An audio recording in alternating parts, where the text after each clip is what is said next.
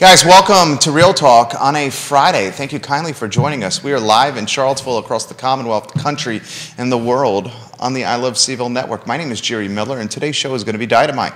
Real Talk presented by Yes Realty Partners, YesRealtyPartners.com, and Keller Williams Alliance, guys. And if you look at the screen, you will see the trusted brands and businesses that you can trust and count on in this community. Judah Wickhauer is our director, and if you can, Judah Wickhauer, let's go to the two-shot and let's welcome the confident, the charismatic, the cool, the crisply ironed Quinton Beckham to the program. This is one of those shirts that comes out of the dryer like this. You know, I try not to iron.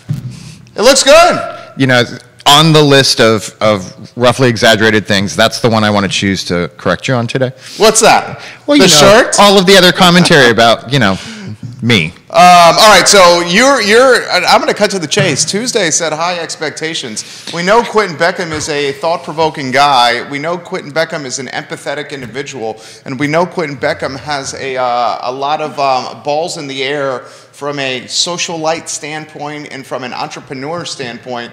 And Tuesday's program showcased all those. Friday's program is right now. My friend, there's a lot we got to cover and a lot of ammunition we got to bring to the viewers and listeners across social media. Oh, there's so many things that you could talk about. It's actually hard to pick one. Where do you want to be? Oh, man, comments are already coming in here.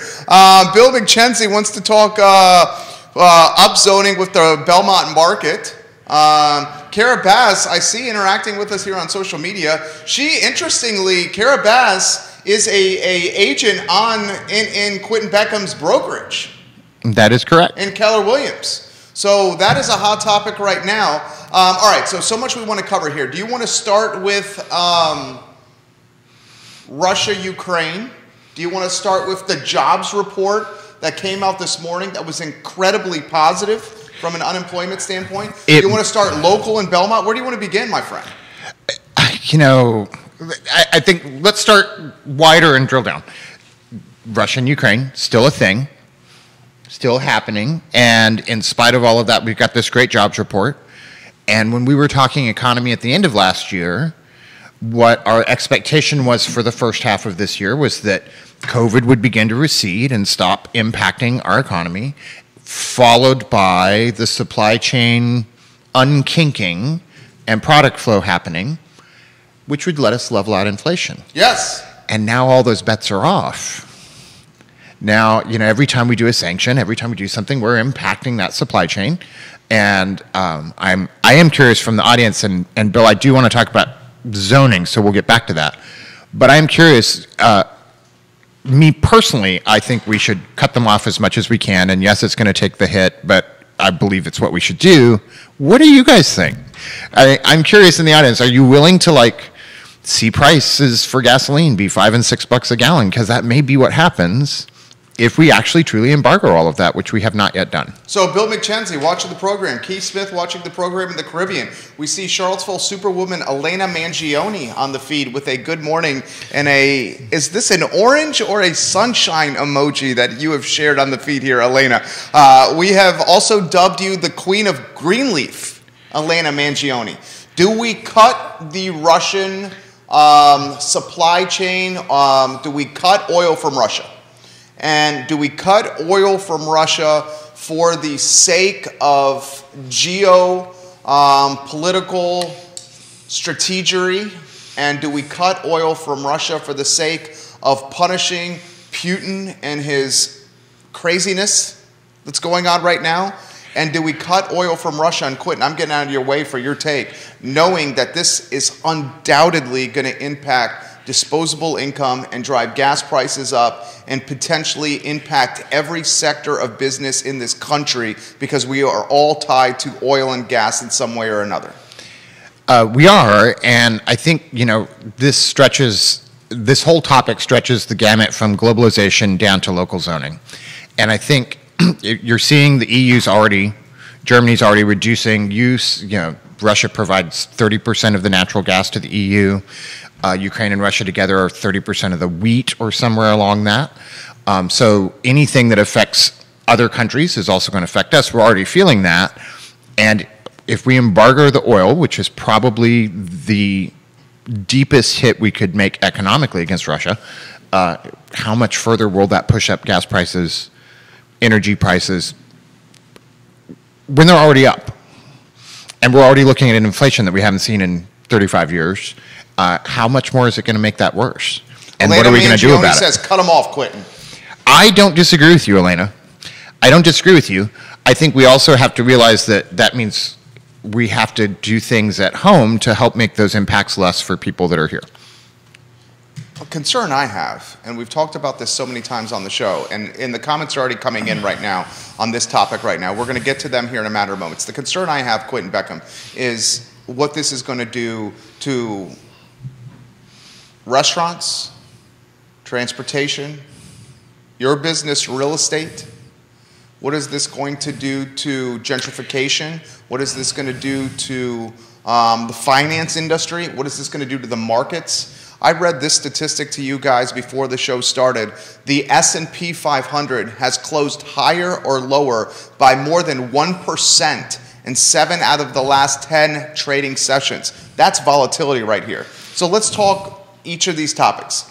How about first the outer county real estate and those that have purchased 45 minutes from the epicenter of employment? $5 a gallon gas is going to soften outer county real estate. You know, it's just hard for me to use the word soften with anything about buying or selling a house right now. You really? Because the inventory is so low. Okay. So I don't know that soften is the word, but I think what it is going to do is severely impact all of your disposable income, our ability to support an economy. Like 67% of the U.S. economy is based on consumerism. And so what we saw in the pandemic when we had that horrible drop was cutting that out. It's retail and restaurants and service industry and all sorts of consumerism.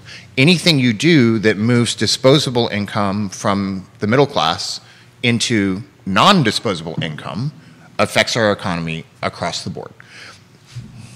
Perfect take. So I don't know that housing's going to get cheaper, but the skyrocket of price appreciation is going to slow down. And you're going to have some economic hits where we just don't have a strong enough middle class to support the economy that we're used to. What do you make of this take from Dave Miller, a residential broker in Richmond, Virginia? Okay? He has this take for you.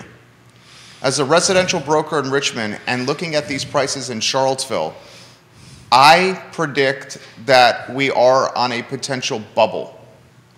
A year from now, the bubble may burst. My response to him was this, and I'm curious of your take. You're the professional. I disagree with you, Dave. Today's market is very different than the 2008 real estate bubble because of tighter lending restrictions. Furthermore, owners are not using their homes as piggy banks, aka HELOCs. Today's owners also have significantly more equity. He responds by saying, I understand that argument, but I'm not talking 08 or 2009. I'm more looking at 2006 and 2007 when prices escalated so quickly. Your thoughts on this topic? I don't know that I would call it a bubble just because of the definition of the word when we're talking in economic terms. And I'm not an economist, so look it up, find somebody smarter, ask the ERPs. You know, by definition, the bubble is that rise with nothing behind it and nothing filling the thing until it pops and there's nothing left. And that's not what we're experiencing right now. But I do think you're looking at a higher potential for a recession. And we, you know, by the measures that the economists gauged it, I read one of their reports in December that was about 7.7% risk of a recession for this year. And a lot of that is based on consumer confidence. The market's jumping up and down because there is a lack of investor confidence that's probably going to be copied or mirrored in the general population. And less consumer confidence means more setting money aside and less spending means a slower economy. And so I think really what you're looking at is a risk of recession more than you are a bubble. We have Vanessa Parkhill, the queen of Earlysville, watching the program. She has a fantastic mind for finance. Vanessa Parkhill, what do? Do you stop or do you shut down the funnel or supply of oil from Russia to punish Putin here, knowing the potential collateral damage is $5, $4, whatever the number may be, high gas prices at the tank, which would then impact disposable income on Main Street and every other sector of business in this community. I'm curious of your take, Vanessa Parkhill. Philip Dowell, welcome to the program. Comments coming in here on Twitter and LinkedIn for Quinton Beckham here. You're an entrepreneur and you are a glasses half full type of guy. That's just the nature of this. Lee Elberson, we'll get to your comment from New Orleans in the French Quarter. So we have Happy the Mardi Smiths. Gras, Lee. I know, we have the Smiths in the Caribbean. We have Elberson in the French Quarter right now, offering commentary on today's program. You're a glasses half full type of guy. You know, you're an entrepreneur, okay? You're also a realist. You use the R word right there. And I think we have to just be honest that there's a potential there for that. And part of why I bring this up is I want to get back to Bill's commentary about zoning and housing and how that affects wealth generation and the ability to weather things like a recession, the ability to weather things like health needs, temporary job loss, reduction in wages.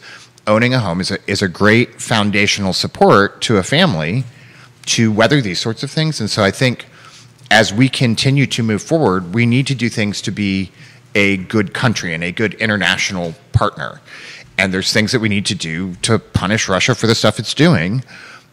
And I'm very hopeful that larger government and local government realizes that this might make the decisions that were a good idea in January not such a good idea in March. Do you guys agree? Do you guys agree? Put it in the feed here. Sir Neil Williamson, the king of content, says that here's the definition of a bubble for you guys. Thank you, Neil. We have smart viewers and listeners here. A bubble is an economic cycle that is characterized by the rapid escalation of market value, particularly in the price of assets. This fast inflation is followed by a quick decrease in value or a contraction that is sometimes referred to as a crash or a bubble burst.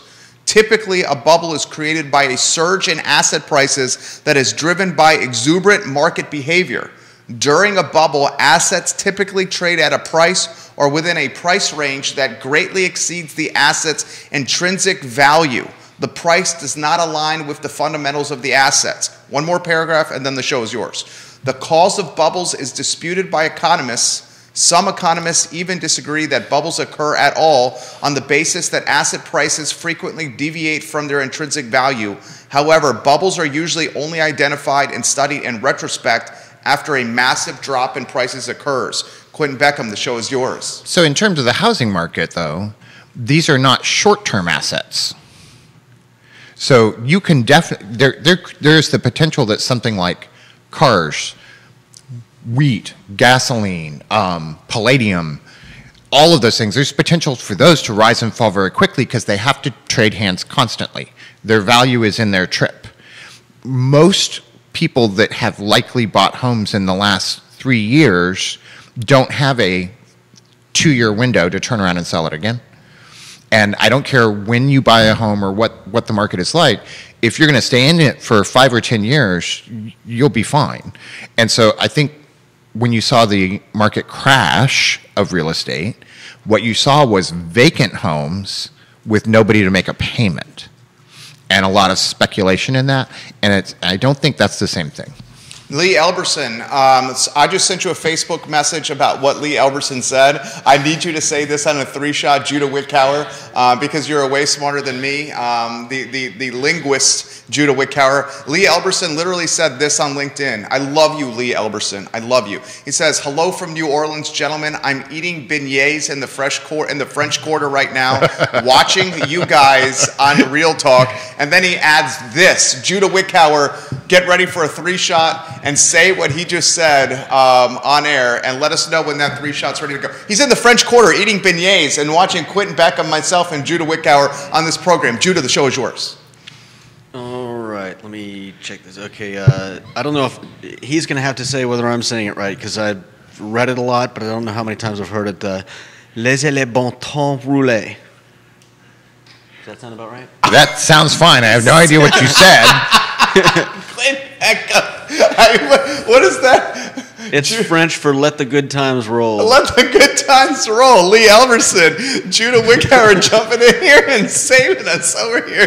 And Quinton Beckham just says, yes, that's right. Sure. That's Sure. what I say right now. So multiple people jumping in on the bubble talk here on both sides. And I'm again, not convinced that this is a bubble. And why I'm not convinced this is a bubble, and I'll get to the comments here on the feed, is because A, we have such limited housing stock in this area, and people are sprinting to this area to buy homes. We are undoubtedly, Charlottesville and Albemarle County in particular, quote, air quotes, a Zoom town where people from outside of this area are moving here and working remotely through ISPs. Furthermore, UVA is welcoming more students than ever before this fall to the university and hiring more people than ever before this fall to service that additional student population. Furthermore, the School of Data Science on Ivy Road has yet to even open, and this $125 million facility is going to drive much more employment and much higher salaries to the area. I do not think this is a bubble because of reasons like this and the equity that people have in their homes. But am I reading this wrong, QB? I don't think you're reading it wrong. I think the bigger risks that we're facing right now at a larger geographical level is a recession.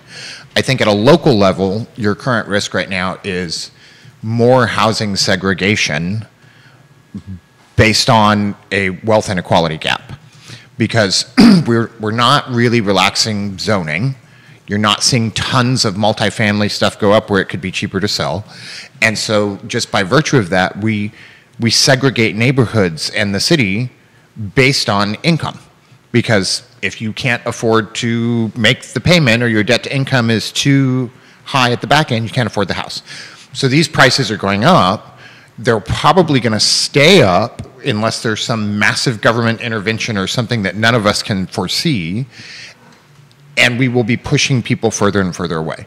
Westport, Connecticut, there was a great study done in Westport in 2019 that followed how local zoning is really the thing that makes the biggest difference between affordable housing close to where the jobs are and pushing them further away. And so I think, you know, we have a lot of folks that can choose to work in the outer counties because they have jobs that allow them to do so, but most of our, you know, less than 50% of area mean income work in jobs where they have to show up. Now they're being pushed further out because they can't afford a house close by. Gasoline goes up, that affects them more, and we just create a bigger and bigger wealth gap. We create a reduction in disposable income, and all of the businesses that live and breathe in our area suffer from it because, as we were talking on Tuesday, you have to decide, can I go out and afford a $10 bowl of macaroni and cheese with my kid out to dinner one day or for lunch? And the answer gets to be no, because your gas to fill up your truck costs $75 now. Ricardo Cruz Duran giving Quinton Beckham some props. I will give Quinton Beckham some props with the round of applause right there. We have comments coming in on Twitter, which I'll get to in a matter of moments. Nicholas Erpy says it was hysterical when Quinton Beckham says, sounds right, to Lee Elberson's comment on LinkedIn over here. Gentlemen, ladies, watching the program, I'm curious of your take. Do we shut off the oil supply from Russia with the collateral damage being less disposable income for Main Street? Elaina Mangione, Queen of Greenleaf, our pain is minimal compared to the pain of the Ukrainians. We should be the best world citizens we can possibly be to stop the aggression. History dictates that standing by will only empower a ruthless dictator and a madman. I agree with the Queen of Greenleaf here. I think we do whatever is possible short of a nuclear global world war, which effing terrifies the hell out of me, okay? Terrifies the hell out of me. But I think we do everything possible, certainly from a financial restriction standpoint, to make Russia feel pain right now. I mean, am I wrong in this take, QB? I think all the economic measures, we can all say, let's just go for it. Now, that's easier for me to say because I have some breathing room for what will happen to our local economy when we take those measures. So that might be, I might sound really sure of it because it's not going to, I'm not going to worry about paying my light bill as a result of it, at least not soon. And for other folks, they might be really struggling. And so that could be a harder call for them, and I want to be aware of that. Empathy. When you get out of other means, you know, when we're sending weapons is one thing. Moving military and that sort of thing, that is way above my pay grade and something that I don't know that I have a good commentary on one way or the other. It's a precarious and slippery slope. When do you think, I mean, we're looking at the board here. Stocks near session lows right now, despite the jobs report. Any other day on a Friday, you and I, on this very show, would be leading the program by championing a jobs report that came out that shows unemployment was declining. It was a much better jobs report than we expected. Right. So a KPI like a jobs report like we had today, showing unemployment going southward, a good thing, would be reason to celebrate. But it's being overshadowed by market volatility tied to a war in the East. And what you're seeing is, you know, the stock market is based on capitalism. Capitalism is based on investors, and investors are just hanging on to things. And so until this levels out and people can predict, the stock market doesn't really care whether things are going good or bad. They just want to know what's happening and be able to look ahead. And right now, there's just no way to look ahead. This from Grayson. Jerry, he calls you QB. Ask QB what his realtors on the ground are saying about increased gas prices and the impact it could have on some of their listings in this community. I don't know that we've seen any of that yet. So we're still watching. The things that we're still talking about is the competition, because although there are fewer listings and fewer buyers, there's still just not enough listings. So a lot of listings are just hotly competed for. And so we are still selling listings at dramatically higher prices than what they're listed for because of the amount of competition that's coming in, and a sense of, for some buyers, almost desperation, because they've been trying for more than a year to buy a home and have really been feeling the personal and family effects of not having one. The big thing that we still talk about regularly is internet and broadband, and the ability to have high-speed internet in places where it hasn't traditionally been an issue. People are asking about the Belmont market listing. People are also asking on this feed, Wild Bill, I promise you we would get to this, Wild Bill McKenzie, people are also asking about the listing we showcased earlier this week on 1338 Chesapeake Street, $400K for a 2-bedroom, 1-bath, 870 square feet, needed a new roof. Certainly some exterior TLC, and we'll leave it at that. It went pending in hours. Yeah, you know, I can't talk about specific listings because that would break the rules of being a broker. I can tell you that nothing that I've seen posted is surprising to me. I mean, we're consistently surprised when this has really been going on for almost 20 months. And so I think it's just more shock of everybody's wanting it to end, and so every time they see something that proves to them that it's not over, they're like, oh crap, I'm still fighting for this. And let's be clear, this is not the market we love as real estate agents. We would like a calmer, smoother, higher inventory market. It's just the market we've got. Ricardo Cruz Duran just shared the show to his following. Thank you, Ricardo, for doing that. Are you, and I, you know, I'm to have too much respect for you to go down a road that is awkward for you from a broker standpoint. Are you allowed to talk about listings that your agents represent? If I know about them and the seller has given permission. Okay. So currently I didn't come with any seller's permission to talk about their listing, so it's not something I can do today. Okay. I will just continue to say this, nothing that you brought up really surprises me. Not even pricing? Not even the pricing, no. Okay. No, we still have an occasional listing that is priced so aggressively that they don't get the competition that they could if they were at a more medium price point. But there's just such low inventory.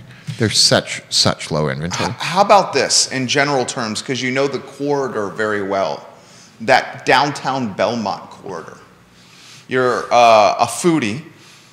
You're a cocktail aficionado. You love Tavola. That downtown Belmont corridor in general. Drinking in volume doesn't make you an aficionado, by the way. It just means that you grew up around people that drank a lot. It's a great place to live. It is. It has some really good thriving businesses. It's not necessarily always easy to park in, but that almost makes it more of a locals hangout. You usually run into friends there, and so I think it's just a very popular spot and is central to a lot of stuff. So you can say that about multiple areas around the city. And I think what's important that we come back to is decisions about real estate taxes and zoning. Consistently, zoning and the ability of a developer to get a high-density development put through city council, board of supervisors, are the biggest things that matter in terms of housing affordability. And you see it over and over again, and it's not our city alone, it's all across the country. And that is the thing that tends to sort of centralize wealth. When you centralize wealth, you tend to also centralize high-paying jobs. And then you have service industry folks that have to live further out to drive in to the jobs where people have disposable income that they can spend, and it just locks them in. And so I will continue to just go over and over. Well said. We want really good internet access across all the counties and all the cities, so that people that have the ability to work from home are not locked into a high price point to do so, or a higher price point. And as much as possible, we would love, across a lot of continuums, to have reasonable zoning density increases in areas of need, so that we're not continually broadening the gap of wealth inequality and where they live geographically. Ty Hines leaves this comment.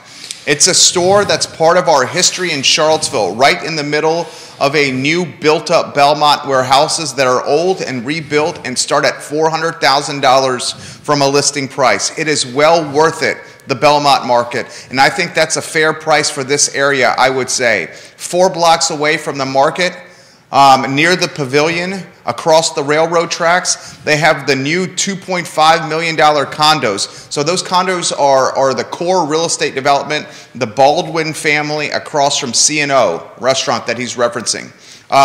He says the price for Belmont Market, he thinks, is absolutely fair.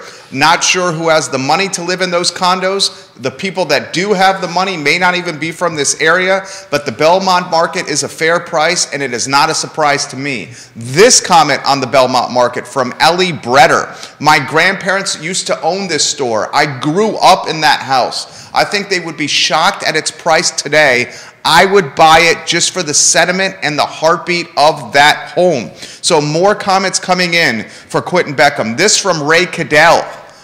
Ray Cadell, a broker, I believe, right? Yes. Ray Cadell. Yes. Fantastic broker, and the king of the horn. That's his nickname on the show. Multiple offers are not in agents' best interests, regardless of what a lot of folks think. We only get paid once, and sometimes not at all, if we don't win for our buyer. And if we represent the seller, it's just multiple work, and we still only get paid once. Your thought on that, Ray, Quinton Beckham? I think that, whether you think multiple offers are good or bad often depends on which side of that tennis court you're on. What I do think is we want people to have places to live that are accessible, and it is really sometimes emotionally a downer when you've worked with a set of buyers for 2 years, attempted multiple times to get them into a house and failed, and it has nothing to do with your ability as an agent or their desire and competitiveness as a couple. It's all based on the market dynamics. And so we would really, more inventory is the only way out of this for housing affordability and for there to be a smoother market. And for affordable housing, that's going to require government. Quinton Beckham dropping knowledge today. Bill McKenzie, Belmont Market includes the whole end of the block, Monticello Road, Meridian Street, and Belmont Avenue. Ray Cadell says, I was more speaking to the sentiment that they are great for agents, the multiple offers. This is as these markets continue, if you have the idea that a real estate agent is wealthy and driving around and sort of the movie image of a real estate agent, that's not what is happening. You know, most agents are working harder and harder for the same amount of money or just as hard for less. Nicholas Erpy says, embrace the aficionado moniker. An aficionado is an enthusiastic admirer or follower. According to the dictionary, QB, embrace it, brother, and aficionados unite. I'm an aficionado of so many things. That should be my emergent title, Nicholas Erpy Aficionado. Thank you, Nicholas Erpy, for joining us on the program. More comments coming in here. Ty Hines, I try to be as educated as I can be whenever I can, and he's talking about the listing on Belmont Market too. The Belmont Market listing is the talk of the town right now, and interestingly, the representative, Kara Bass, is a team member in the fabulous Quinton Beckham brokerage. Why don't we highlight the brokerage in general? She is one of our excellent new agents, yes. You have on both sides of the mountain, right? Is that right? So Keller Williams Alliance, Yes Realty Partners, all joined together. We have offices in Greater Augusta Association of Realtors. We have the downtown office where Yes Realty Partners works out of. And then the main office is Greenbrier and 29 in the old Northrop Grumman building. I mean, the man is well connected. And we have partners in Closure, Title, and Settlement, Atlantic Bay Mortgage, and Ally Property Management. Yeah, a very, very well-connected guy. Christopher Eagle, welcome to the program, and thank you for joining us here. Does he expect, so this is, I mean, people want to know here. I don't want to put my friend in a tough spot here. People are asking if you think this is a teardown. I think in this kind of market, everything that is zoned appropriately has multiple potentials. And so anytime, let's step away from Belmont Market for a second. Okay. If you have a really popular location that is surrounded and built up and it becomes available, and there's opportunity that the city council would permit and zoning would permit to create more dense housing, this could be a great thing. For the Belmont Market, I remember I've gone in there so much, I know the lady's face that runs it. Yeah. I can't think of her name. She's so nice. She's so nice. Yeah. She remembers me. She remembered what I would get all of the time and see me walk through the door and get it ready for me. So I think there is a ton of history there. I think we have to remember, as with all things historical, sometimes looking backwards or trying to stop change is not good. So I would never want to see the character of a neighborhood take precedence over our need for more housing, not because we want to be a bigger city or not because anybody's twirling their mustaches trying to make money off of it, but we need places for people to live, and we just don't have enough. And that's true of rental as well as home ownership opportunities. So Bill McKenzie says, for you guys and your knowledge, up to 5 stories with upzoning at that location. Up to 5 stories, QB. I'm from Los Angeles, that's fine. 5 stories across from, that's literally across from Junction, right? I miss Junction. Adam, I don't know if you're going to open Junction again. I miss Junction. I know you own that building. I miss that restaurant. But up to 5 stories, QB. Any take on that? We've just been talking about needing more density, and I'm not sure how we think that happens if we have limited land lots unless we go up. Yeah, we're landlocked. So I think we need to wrap our heads around that and start to embrace these things if we really want to make a commitment to having more housing for more of our community and not pushing people out of the city. Stacy says, where, and Bill just left his comment too. Multiple people just left the same comment. Where do 5 stories potentially park in a neighborhood that already is confined from parking, especially on Friday and Saturday night? That's a fair response.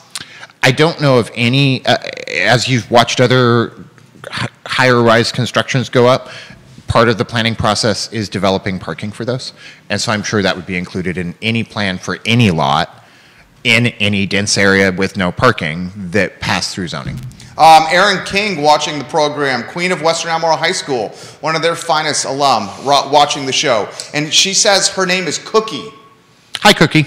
At Belmont Market. Oh, got you. Her name is Cookie. I didn't know that. Erin King, you make this show freaking better every time. How about that? I didn't know that, and I don't know French. Erin King, am I reading that right, Erin? EK, the kind lady at Belmont Market that we have all gotten to know, her name is Cookie, right? Can you correct us if I'm wrong there? Thank you for watching the program as well. EK, Erin King, A Feast in the Purple Building is just awesome, awesome people. So QB, we've covered oil in Russia, and limiting capacity or limiting reliance on Russian oil to punish Putin, this madman, for this invasion on Ukraine. I think we're both in agreement that needs to be done. We have also discussed the collateral damage of what that could yield, and what that could yield potentially, we disagree slightly on this, is a softening of the real estate market in the outer counties. He makes a very compelling point that we have so many buyers that the outer county real estate will not soften. The point I'm making is people may be less likely to purchase in the outer county because of fear of $5 or $6 a gallon gas and driving to Charlottesville, Albemarle County for work. That's true. Remember, softening means that item A becomes less valuable because people are choosing item B. And what I'm telling you is there's not choices. And so that's a fair point. So to say that there will be price pressures because of economic changes and rates going up, to say there's price pressure, like a downward pressure, sure. To say softening, I think, is exaggerative of what we're going to see. Okay. David Varell watching in the Outer Banks right now. He's the former king of Dippin' Dots, now the king of the boat in the Outer Banks, watching in OBX. We love you, David Varell. Vanessa Parkhill says this, and Erin King confirms her name is Cookie, that works at the Belmont Market and provides you with... Can we ask what is being purchased over at the Belmont Market, Quinton Beckham, when you're walking in over there? Are you getting are you getting SpaghettiOs? No, I'm sorry, I didn't hear you. I was reading Vanessa's Mad Dog? Mad Dogs? Are you getting Mad Dogs over there? You know, some gum. Okay, spearmint gum. Spearmint gum. Maybe one of those small packets of tissues for the car. Things like that. Okay. Spearmint gum. Ty Hines, I'm going to get to your comment here for QB. People are calling you QB on the feed. I freaking love it right here. Vanessa Parkhill has this for QB. Are you ready for this, Quinton? You ready? Go. If the United States returns to 2018, 2019-ish domestic production policies, we should see a benefit at the pump and less money goes in Putin's pocket. Remember, the source of most U.S. electricity is still fossil fuels. EV drivers and consumers of electricity in general are ultimately feeling this in their wallet as well. Well, yeah, you expect all energy to go up. I think the one thing, and I'm open to being wrong on this because certainly not my expertise. A lot of how we have produced oil that we've shut down is not easy to turn back on. And so I think if I were a large company or a government official that was high ranking, and I'm neither of those things, I would be hoping that all of this volatility stops soon, and then I would just wait for that to settle because it's a lot of work to turn back on the refining. It's a lot of work to turn back on the production. And there's an article that I read a little while back that even talks about how older wells that we're producing that we shut off, if they're 5 to 6 years old, that's done because the pressure from the straw is gone and the oil is now out of reach and you have to re-drill them all over again. QB, ask QB Ty Hines how many affordable houses they sell in the city of Charlottesville and what's the affordable price And he also says those $2.5 million condos are nice near the pavilion, but they ain't affordable. So we are in agreement, Ty, it's a great comment here. We're in agreement that affordable is relative. Well, and again, I want to separate. There's housing affordability, which has to do, in my brain, with middle class and what we hope is a stronger middle class. And then there's affordable housing, which is more, what can the average person or, lower middle class purchase that is reasonable and close to their job. And that usually requires some sort of intervention. No, $2.5 million condos are not in my brain affordable housing. But as we've talked about last year, any added inventory helps take pressure off. And so if somebody has $2.5 million to spend, I would rather they go buy that condo than pick a 1,200 square foot Belmont house and bid it up to $800,000. Okay, so explain that even more. Because a lot of folks, look, any additional housing stock is going to trickle down the pricing ladder and create or open other housing stock at different price points. That's what he's saying. Yes. If you're sitting in an auction room bidding on a Picasso, who's going to win? The wealthiest dude, because there's only one of them. Right. This is what we're feeling in the housing market.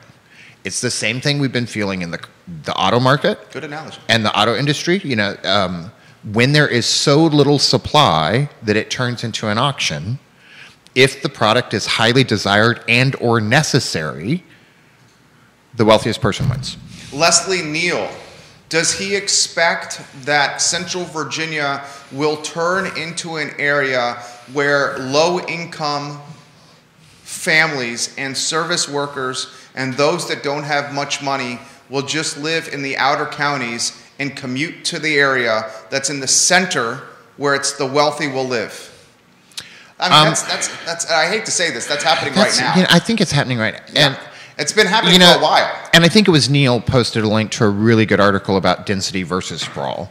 I'm from Los Angeles. Los Angeles chose sprawl.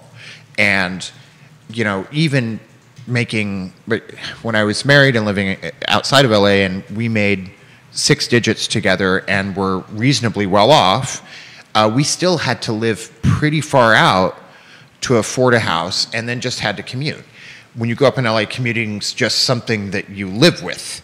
And so you don't think of it as odd. I think the difference here being, I live 8 minutes from my office now and I love it. And if traffic is really bad, it's 11 minutes. And so I do think that we're already seeing people that are moving further out because that's the only place they can afford.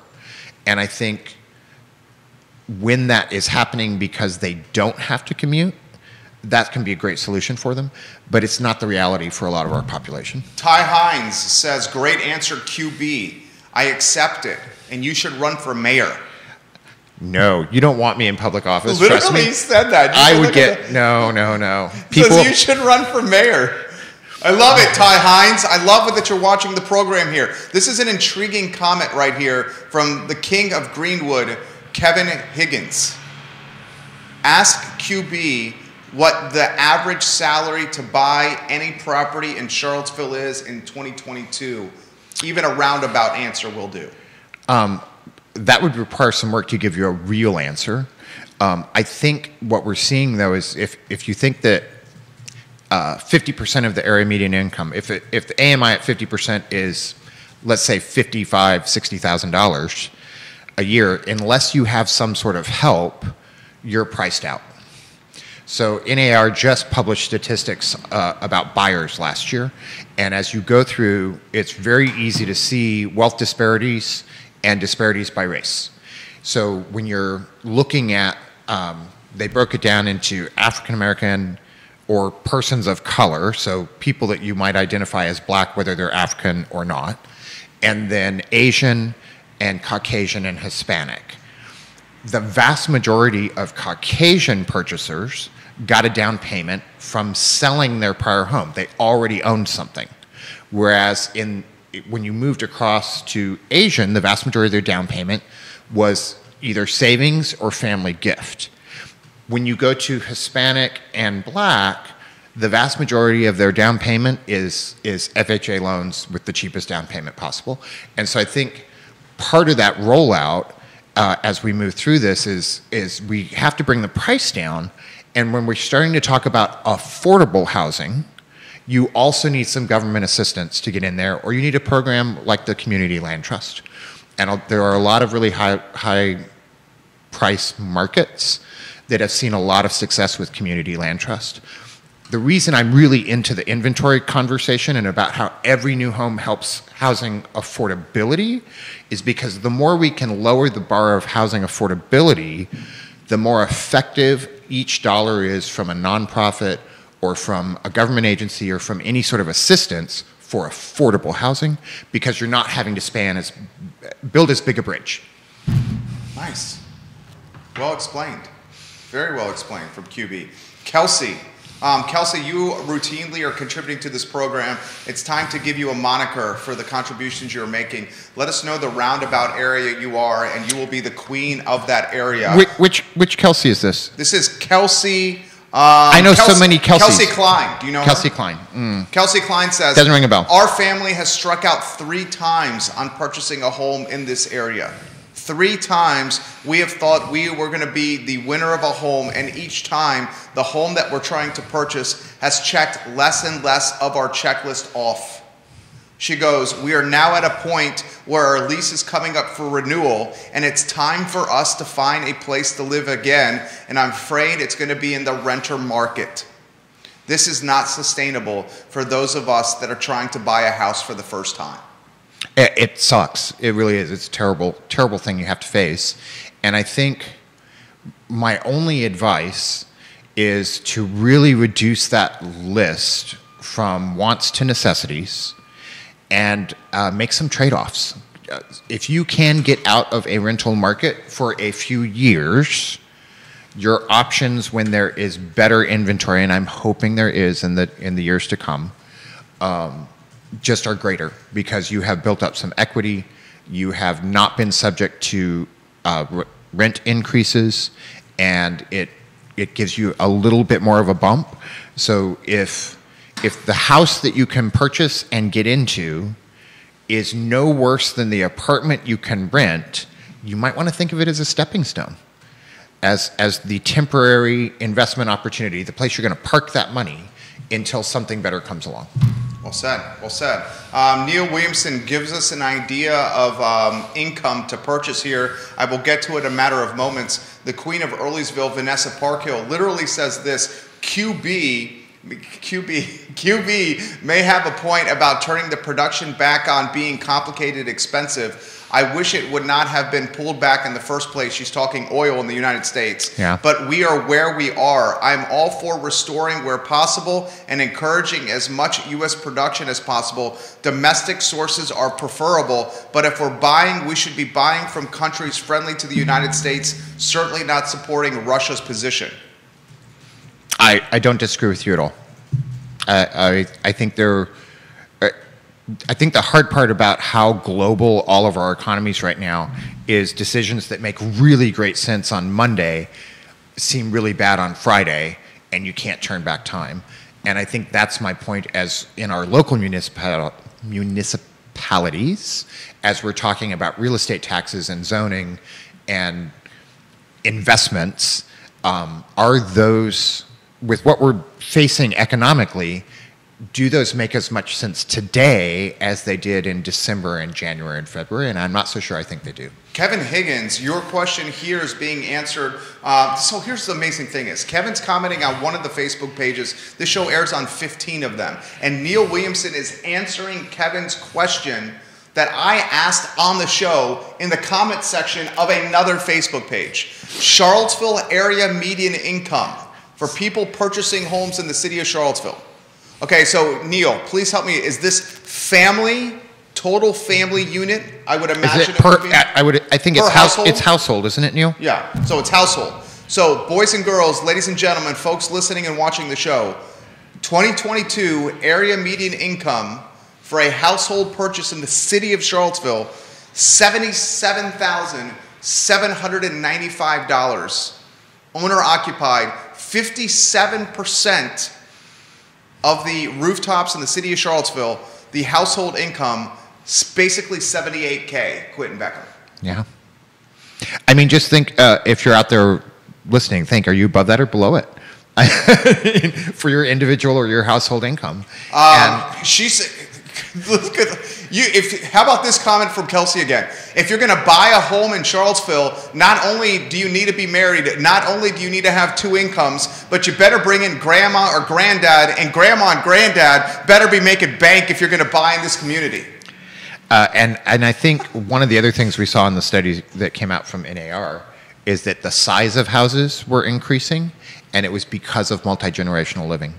So when you looked across the spectrum of buyer profiles, there were a lot of people that sold the home they had, bought another home, and bought a bigger home because they were either moving in grandma and grandpa or bringing in children or other family members and sharing that household.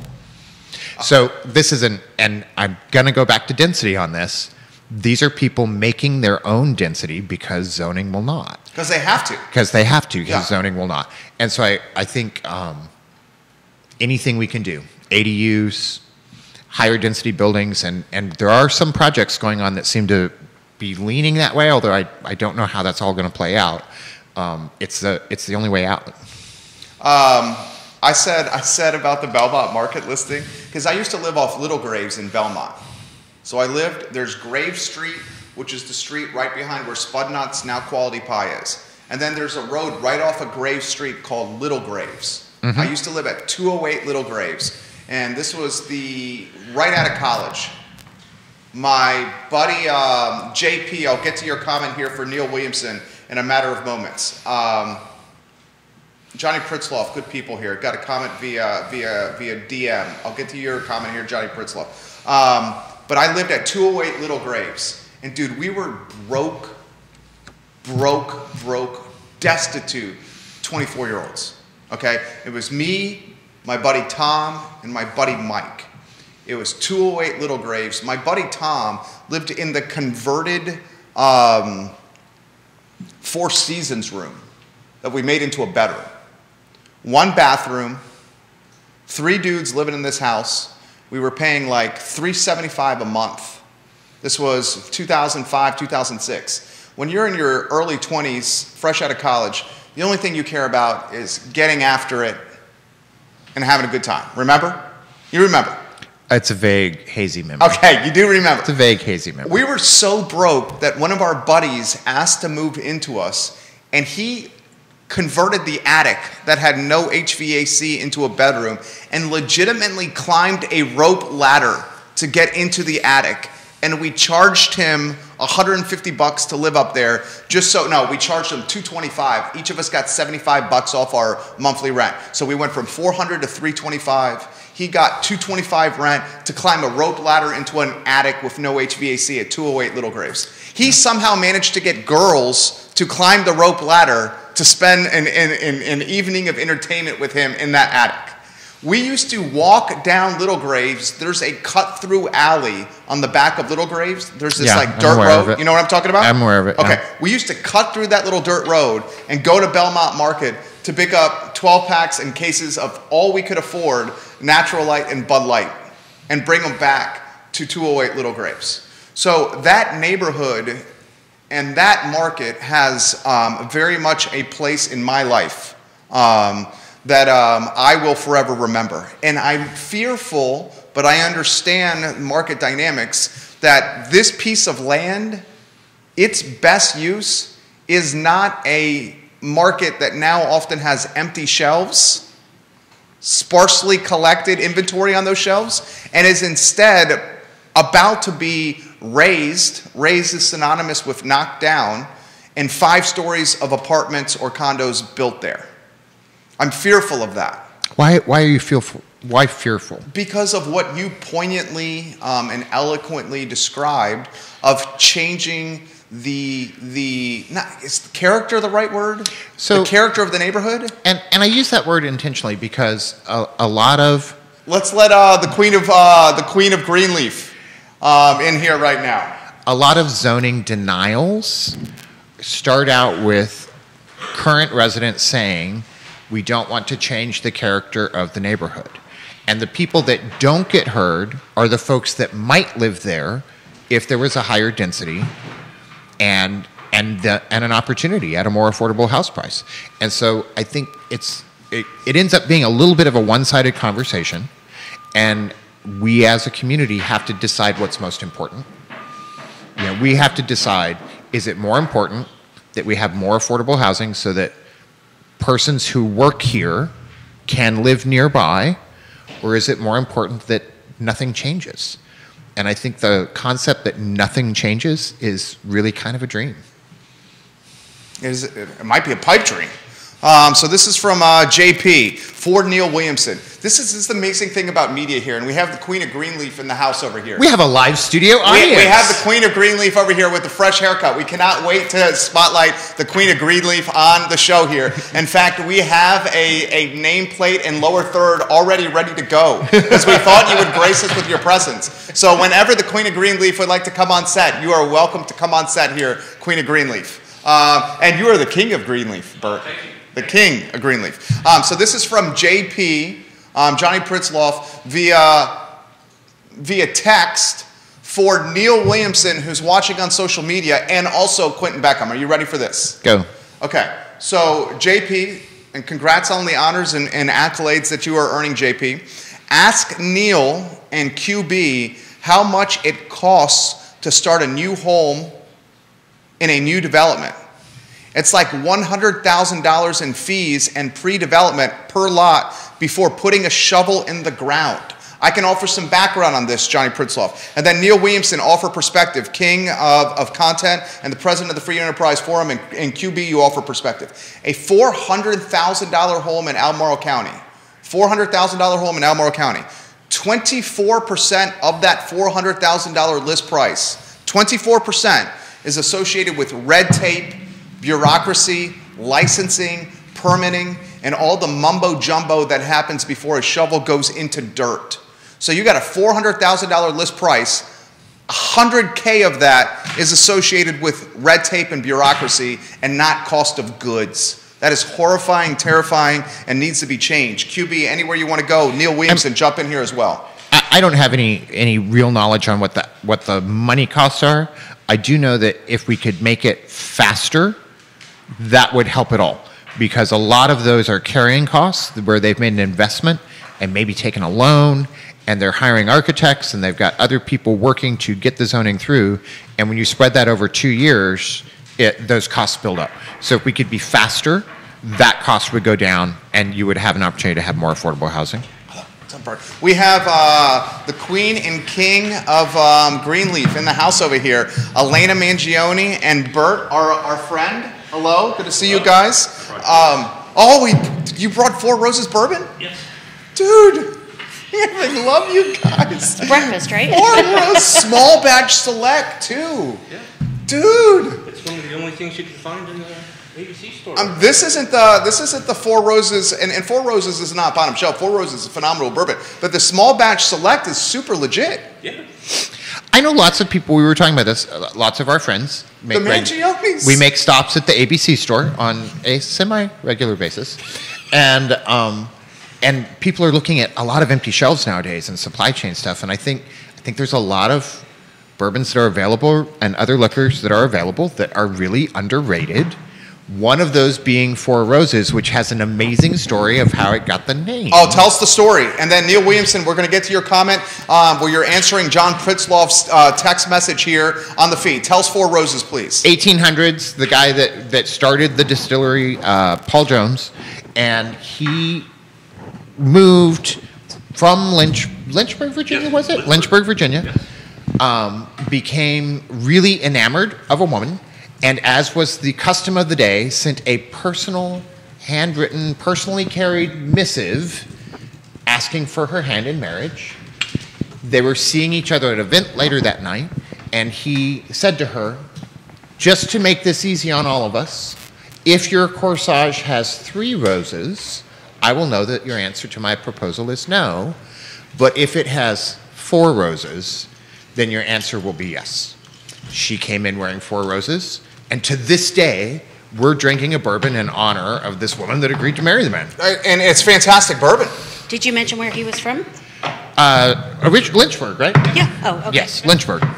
Local boy. So Ty Hines watching the program, he says he loves you guys and used to work for you guys at Mangione's.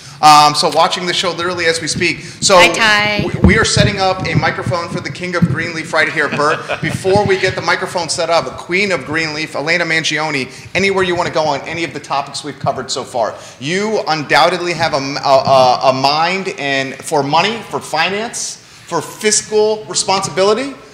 We've talked Russia and shutting down the gas pipeline to America.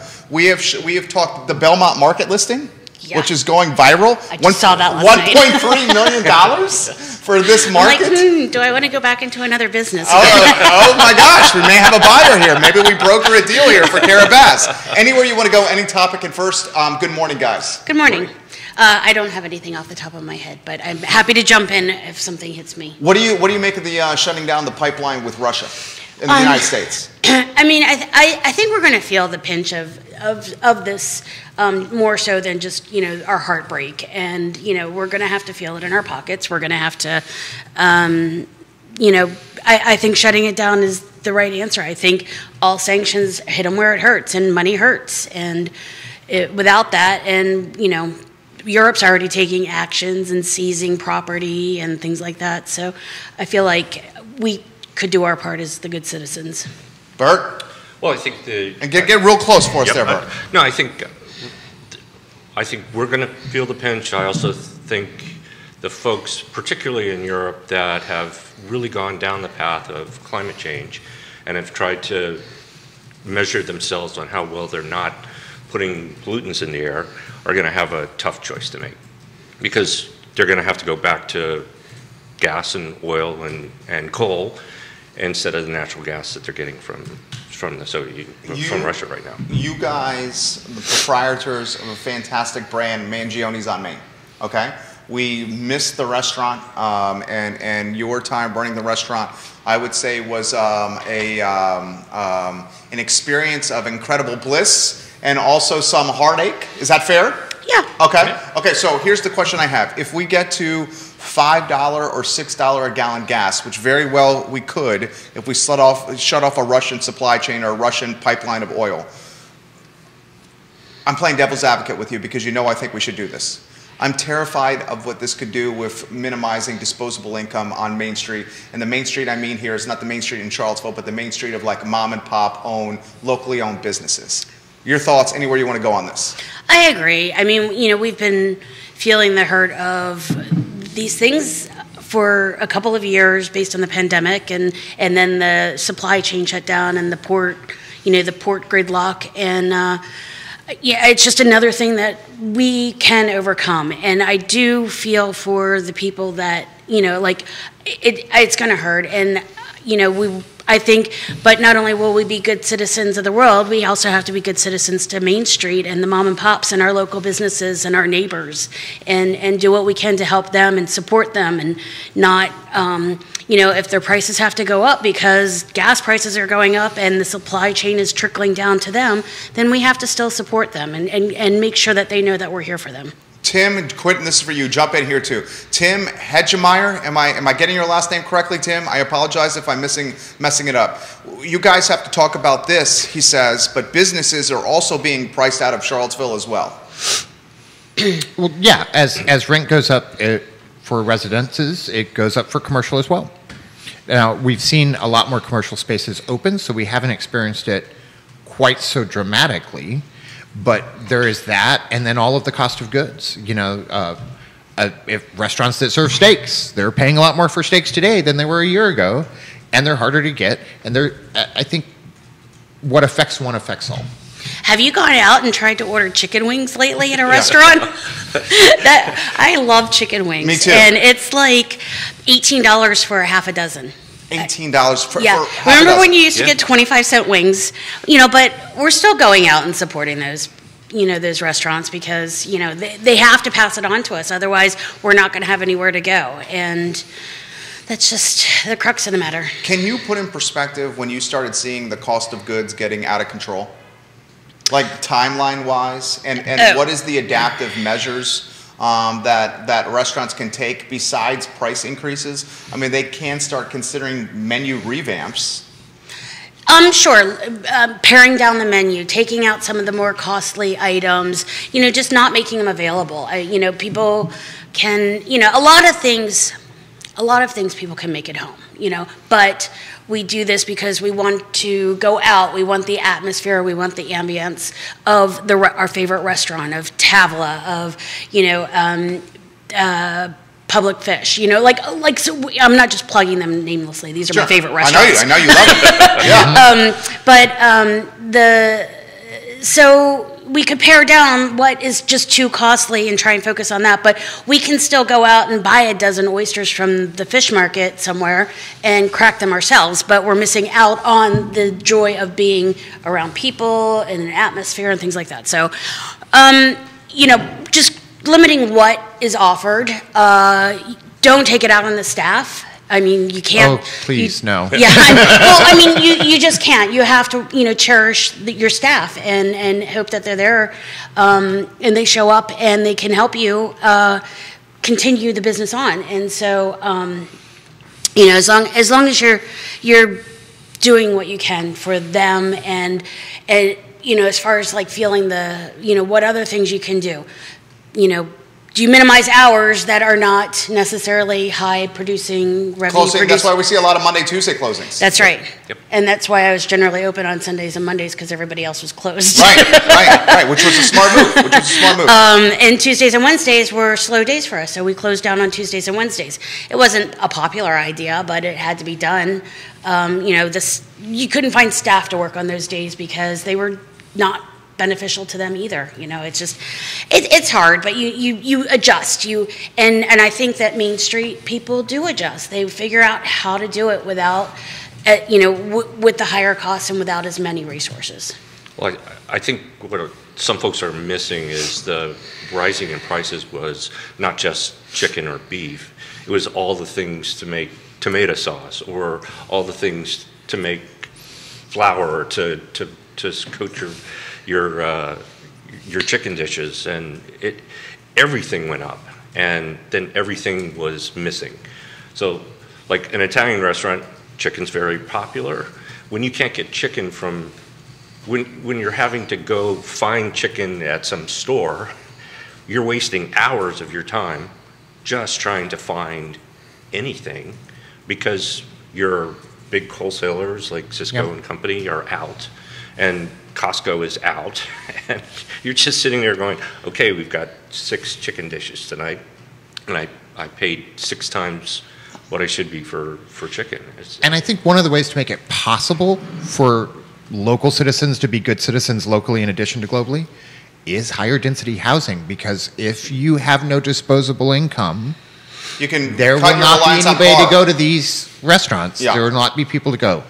And if you want a strong economy, you absolutely must have a strong middle class, and the middle class must have access to disposable income and the places to spend it.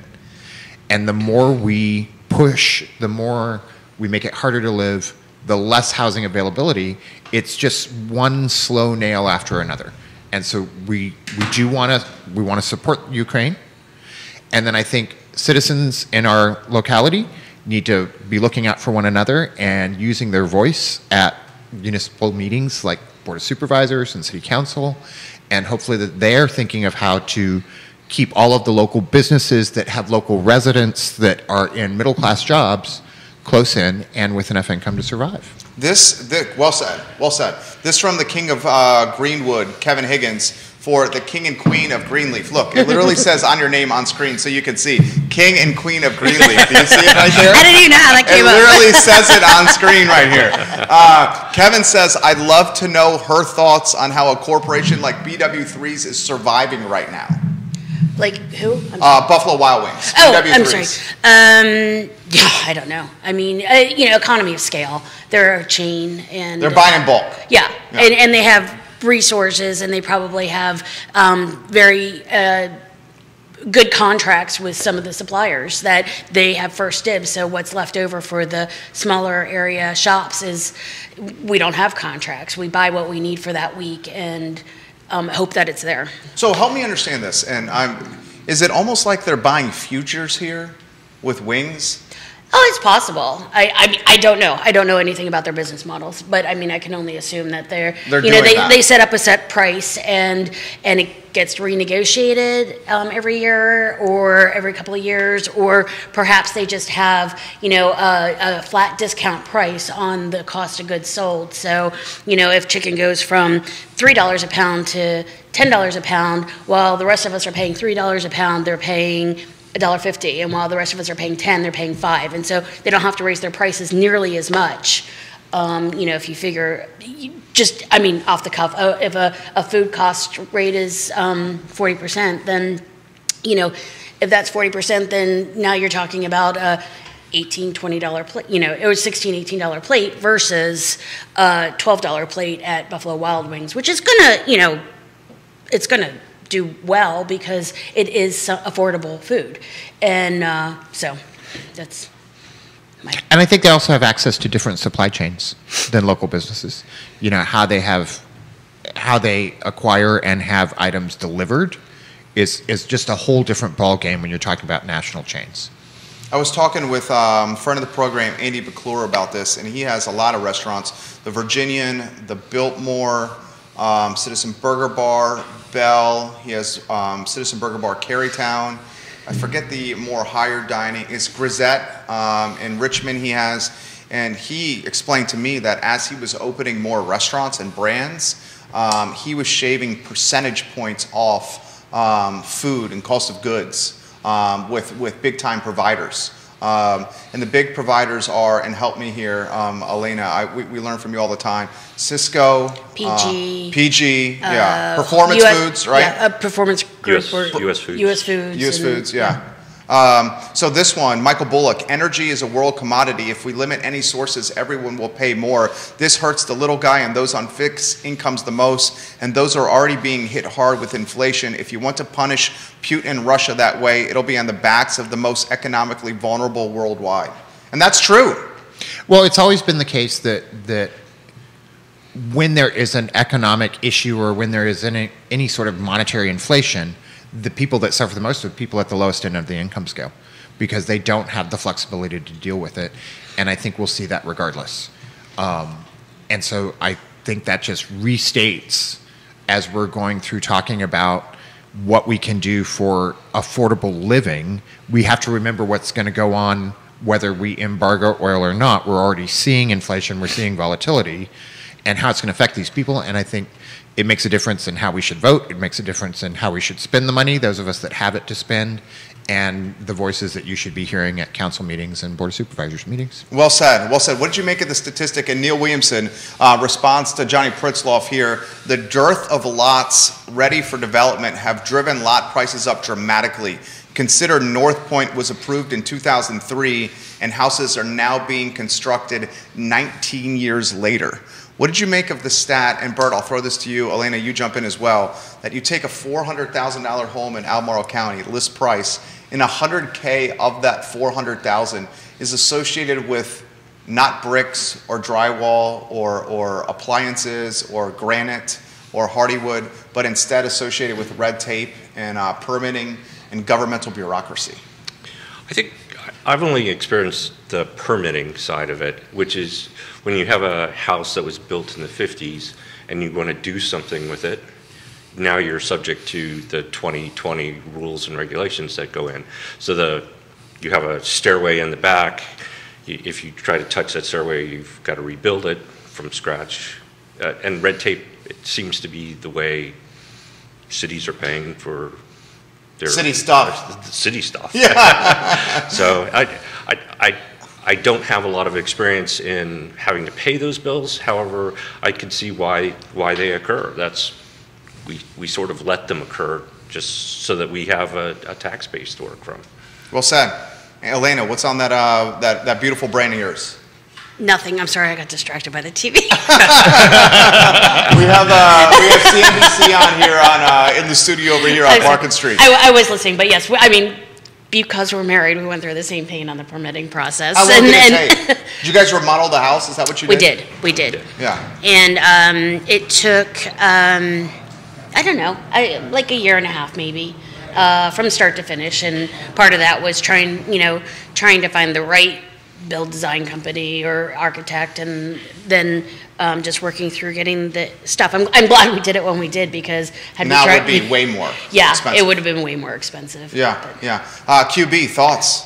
I was just thinking about Michael talking about energy and that sort of thing, and I think if we do go into like deeper sanctions and we do cut off energy supplies, the goal would be to limit the uncertainty in the conflict, because economically it's easier to take a hard, quick jab than it is to take a long, slow, steady beating.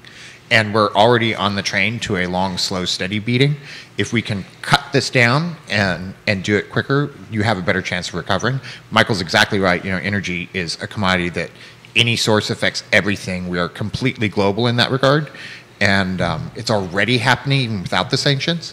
If we could reduce the duration of the conflict, you end up being able to recover better on the long end. How do you think we can do that? If we could make it so painful that at least it moves them into diplomatic talks, then there's opportunity for corridors to happen for goods to flow. Right now, there are no goods flowing through that area. I do believe they agreed on corridors for humanitarian aid just yesterday or this morning. Not sure what time it is their time. But so long as that entire country and Russia is focused on this, all economies are suffering. We're just trying to make more of it be Russia's suffering than everybody else. And I'm going to just use the word, here's the really crappy part about all this here, is we have, coming out of COVID, inflation, we have small businesses that are trying to figure out how to pull through this pandemic now that we're in the latter stages. Hopefully they are. We have interest rates rising. We have, take the city of Charlottesville, assessments, 12% on average across the city went up. Historically black neighborhoods, 10th and Page, 20% they went up. Orangedale, they went up 20%. Wait till we get our personal property taxes coming out with used cars. Personal property taxes are expected to be 24% higher year over year, because the used car market is freaking insane. And the Todd Divers, the tax guy, has to utilize market value of these used cars when doing personal property assessments, and those we all know are astronomical. So we're getting hit from every freaking side of this. And now this war on the other side of the world is going to make it $80 to put gas in our cars? Well, and on top of that, one more thing on the restaurant issue is they're talking about raising the meals tax. The meals tax, which, ow! I mean, just we've taken it in the gut for so long. Right. We're just getting kicked while we're down. I say we as if I'm still there, but I mean, you have friends. Your heart is still there. Yeah, I mean, I do have friends, and it's going to hurt the people that have, in city of Charlottesville, you're already paying 6% on top of the 5.3%. So you're paying 11.3% on top of your meal before you tip.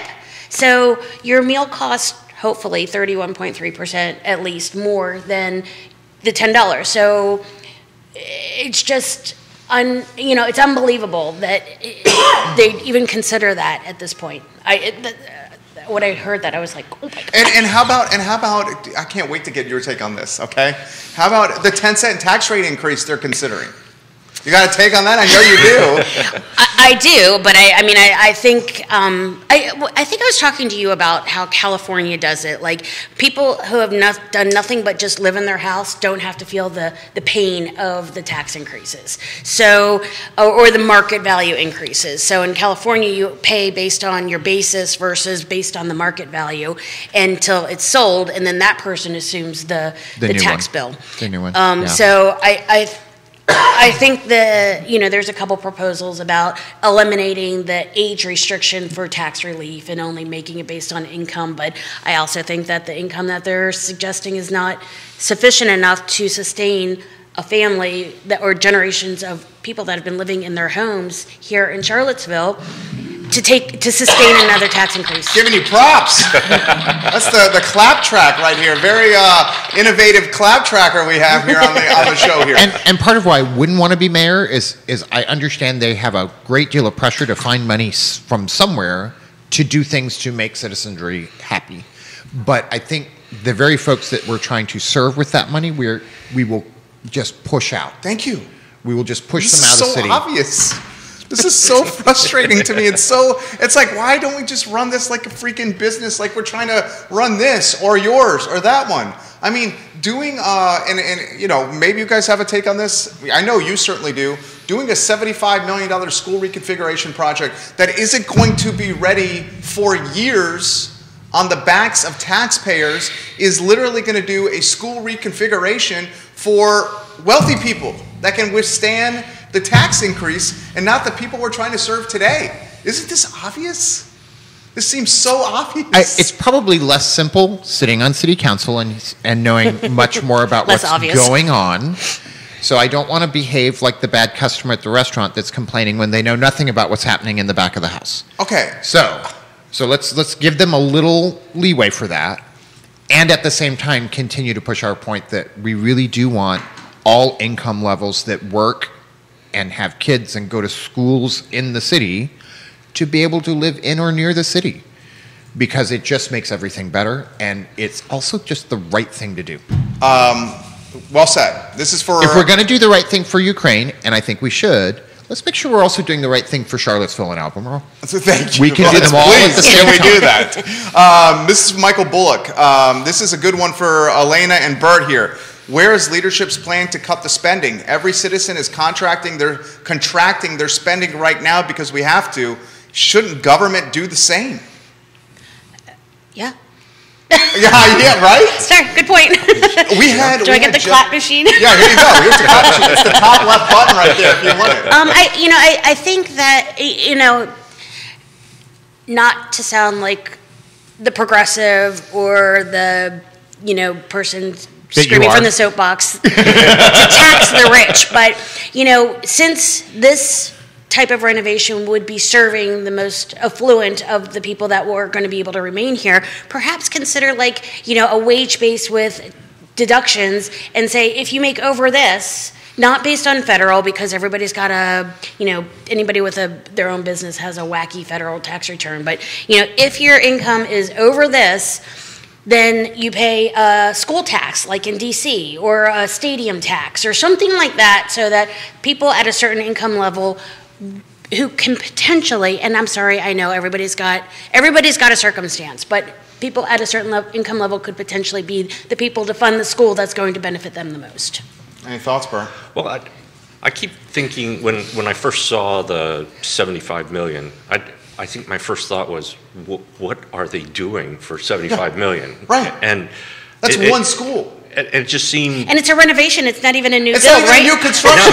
It's one school. I said, are they getting spas or something? I just had no idea that you could spend $75 million renovating the insides. Is it the school and all the furnishings and all the durables and all that sort of thing? It's the school, and it also has included exterior athletic facilities associated with the school. So like a track around a soccer field is part of this. It's the sports stuff associated with it as well. Jason says this, which is a great comment. He has a link to the city school pay scale off their website. If a pay step is a year, a city teacher with a bachelor's degree takes 13 years minimum to make the median income to own a house in Charlottesville City. Will any of the 10-cent tax rate increase be used to pay teachers to help them afford our city? Top left. She's looking top for left. I mean, give it to the people. Yes. Teachers are tragically underpaid. Yeah. And I would say, the trick with government, we've talked about running this like a business. No business succeeds by just cutting costs. Government's the same thing. It's not about how much money they spend. It's about where they're spending it. And are they spending it in ways that support people that are median income are down enough that they can be economically viable participants in the local economy. And there are ways to spend government money where you actually get a return on that investment, much like we have in business. And so it's not that they should spend less, but we really should be thinking about how they spend it and where it goes. This comment for Elaina and Burt. Burt Crinks and Elaina Mangione from Lauren. I miss Mangione's and I miss your food. Do you feel a sense of relief that you closed at the right time with everything that is happening right now? It's a great question. That wasn't why we closed, and I don't feel relief. We had to let people go. We had to lay off employees. We tried to take care of them as best we could. You guys did well by that. We tried. We did try, and I feel like we were done. We enjoyed it. We enjoyed it as much as we could. We suffered as much as we were able to.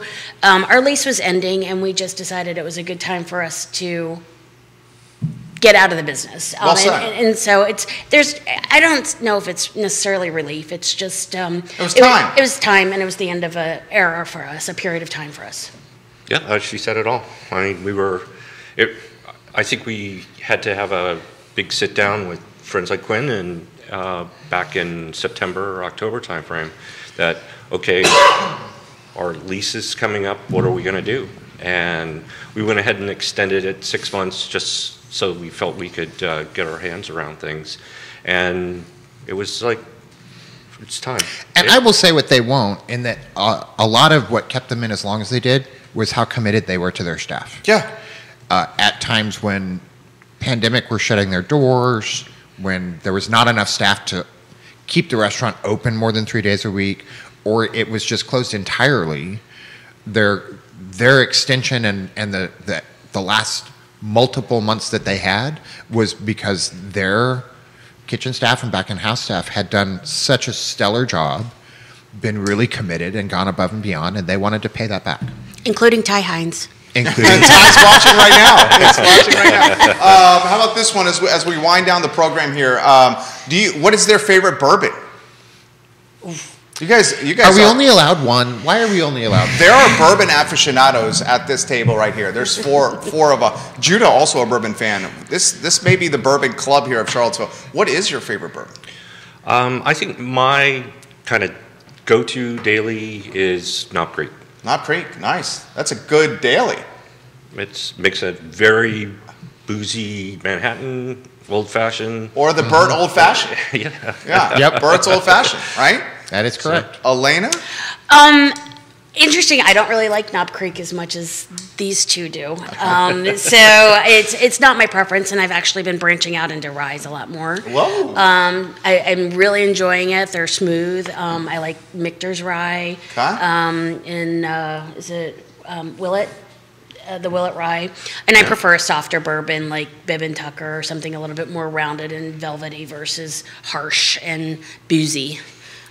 And I think, I'm not sure if Judah has it, but if you're listening to us talk about drinking a whole lot, I want you to know where we get it. Keith and Yonna are gone, and they miss us dearly because, why? I believe Keith is literally watching right now. Why wouldn't you miss us? He's watching right now. From his beach chair. For her birthday. And he's talking to us, but of all the pics he sends us, which is not many, there is one in particular that I think just sort of good memory. Is perfect. Yeah, it's on screen. Everyone look at the screen. Yonna is, there's about a 10-second delay, so it'll show up right there. Yonna is a fabulous 60. There she is. Oh, right. Happy birthday, Yonna. Happy birthday, Yonna. Right there on screen in the Caribbean. So I think they might have taken this picture just for me.